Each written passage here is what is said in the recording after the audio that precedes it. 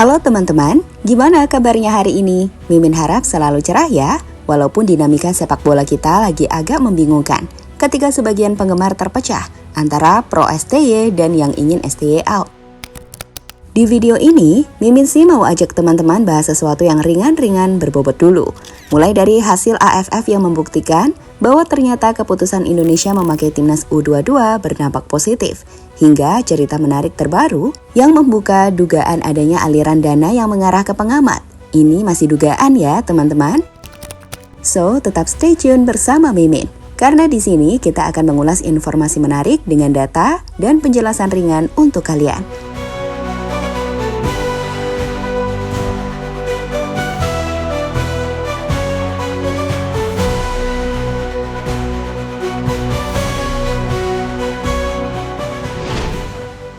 Meskipun Indonesia tak melaju ke babak semifinal, namun ajang AFF kami pikir masih layak kita nantikan. Paling tidak untuk melihat seperti apakah penampilan tim-tim terbaik di level ASEAN.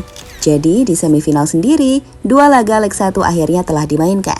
Pertama ada pertandingan Singapura versus Vietnam, di mana timnas Vietnam berhasil mengalahkan Singapura dengan skor 0-2.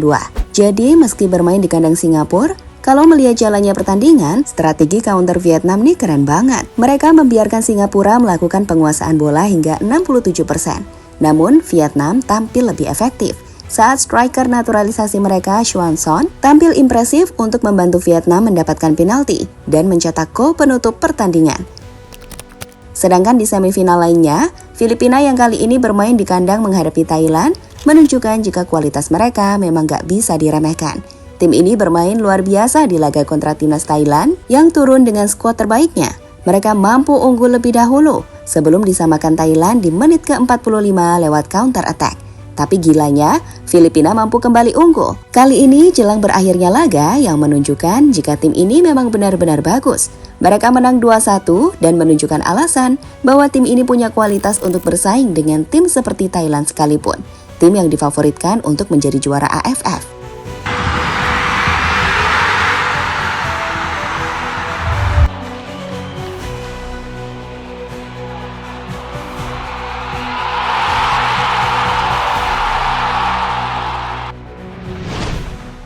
Meskipun di semifinal ini timnas Indonesia tidak bermain, dan mungkin kita nggak terlalu peduli dengan hasil itu, tapi teman-teman, kemenangan Vietnam dan juga Filipina atas Singapura dan Thailand menunjukkan jika tim dari grup B memang nggak bisa dianggap remeh. Dan menurut Mimin, ini membuktikan satu hal yang menarik, jika timnas kita di AFF sebenarnya sudah tampil sangat bagus dan berkembang, jika melihat apa yang ditunjukkan di turnamen tersebut. Jadi konsepnya gini, apa sih tujuan dari AFF? Menyiapkan pemain muda agar berkembang baik secara permainan dan mental. Dan apakah itu didapatkan? Kalau menurut Mimin, ya, itu didapatkan. Kalau kalian masih ingat laga perdana Indonesia versus Myanmar di AFF, meski menang, saat itu kalian pasti setuju jika permainan timnas Indonesia sangat-sangat buruk. Saat itu passing masih salah, visi bermain gak ada, pokoknya banyak pemain masih demam panggung. Hal itulah yang juga terjadi di laga kedua saat Indonesia bermain 3-3 kontra Laos. Ketika itu, para pemain muda ini masih banyak melakukan kesalahan, baik di lini belakang maupun lini tengah. Namun, inilah fungsinya pemain muda mendapatkan kesempatan. Kalau enggak, kapan coba? Jadi, di laga selanjutnya atau di laga ketiga kontra Vietnam, hasilnya mulai kita lihat jika pemain kita mulai berkembang. Kita saat itu mungkin kalah 1-0 kontra Vietnam.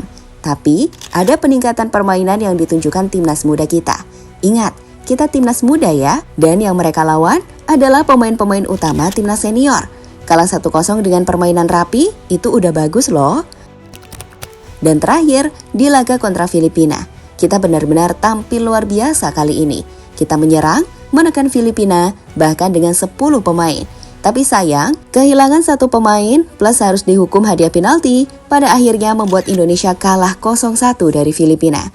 Tapi secara permanen, laga terakhir ini adalah laga terbaik. Dan ini menunjukkan jika AFF benar-benar membuat pemain muda kita berkembang. Sekarang, bandingkanlah dengan Thailand yang juga kalah dari Filipina. Kalian paham kan maksud Mimin? Dan inilah yang dicari timnas di ajang AFF tahun ini.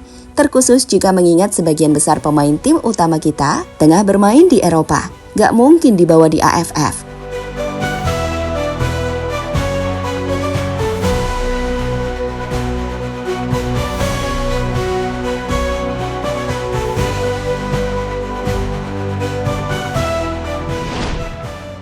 Melihat hal-hal itulah, kami pikir para penggemar juga harus paham kenapa Coach Shin mengatakan bahwa mereka nggak gagal kok di AFF. Kalau tujuannya memberikan pengalaman pada pemain muda, yap, itu sudah sangat bagus. Dan itu kenapa juga saat ada yang menyerang STY, banyak penggemar akan merasa marah. Apalagi menyebut STY pakai buzzer. Iya, sok pintar itu. Buzzer itu, buzzer STY itu. Kalau mengutip cuitan akun berita Garuda ID, mereka yang membela mati-matian STY ini bukan buzzer bayaran. Mereka adalah orang-orang yang sudah mengalami seperti apa kelamnya prestasi timnas sejak lama. Dan melihat ada harapan besar pada timnas di era kepelatihan STY, seperti beberapa komentar berikut ini, yang kami kutip dari akun berita Garuda ID. Karena mayoritas yang mendukung STY sudah merasakan era kegelapan timnas Indonesia dan masa-masa di ban FIFA. Tulis akun Izur Rahman 44. Salah satunya aku yang nonton timnas dari era gelap sekarang mulai terang. Gak mau timnas kembali ke era gelap. Chemistry pelatih dan pemain udah klop. Para pandit aja sibuk amat. Tulis akun Khalisni AR. Kalau yang benar-benar fans, itu tahu mana yang terbaik untuk tim. Apalagi yang pernah merasakan era kegelapan. Tahu banget betapa majunya sepak bola Indonesia dibandingkan kala itu. Jadi sebagai fans, kami tidak mau hal tersebut dirusak oleh kepentingan politik. #STYStay. Bismillah, maju dan berkembang terus ke arah lebih baik sepak bola Indonesia. Amin. Tulis Nenok_AGB.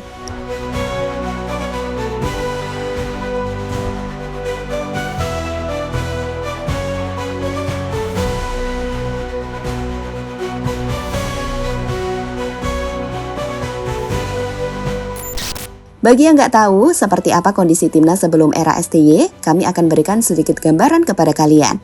Nggak usah jauh-jauh. Pertama dari ranking FIFA sebelum Shin Tae-yong masuk. Peringkat FIFA Indonesia itu sangat rendah, yaitu sekitar 170-an.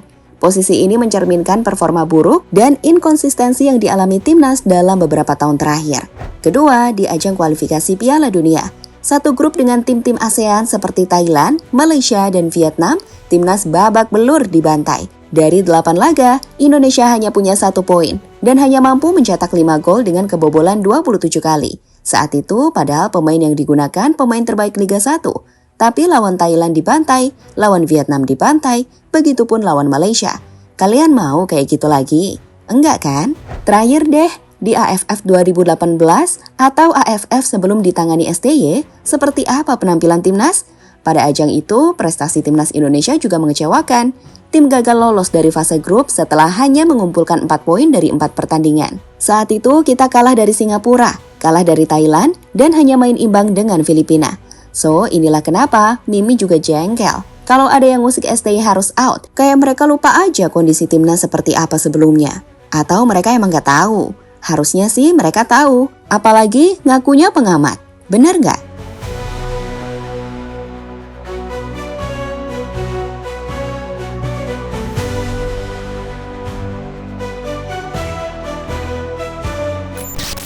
Terakhir, kami mau kasih tunjuk informasi yang menarik nih buat teman-teman. Sebuah postingan dari SSC Politik membuat netizen cukup gempar.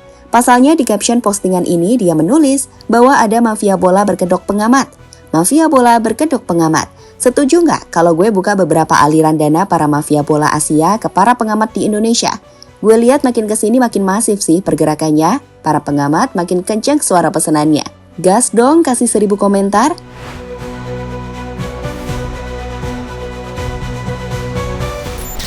Yap, meski sejauh ini belum dibuka, kita sih cukup tertarik. Jika ada, siapa ya yang mendapatkan bayaran untuk bersuara negatif? Karena sebelumnya, portal-portal berita juga telah mengonfirmasi bahwa mereka memang dipesan oleh salah satu agensi ternama di Indonesia untuk membuat kabar buruk soal STY. Tapi kita belum tahu ya, kita akan coba untuk terus ikuti hal-hal ini.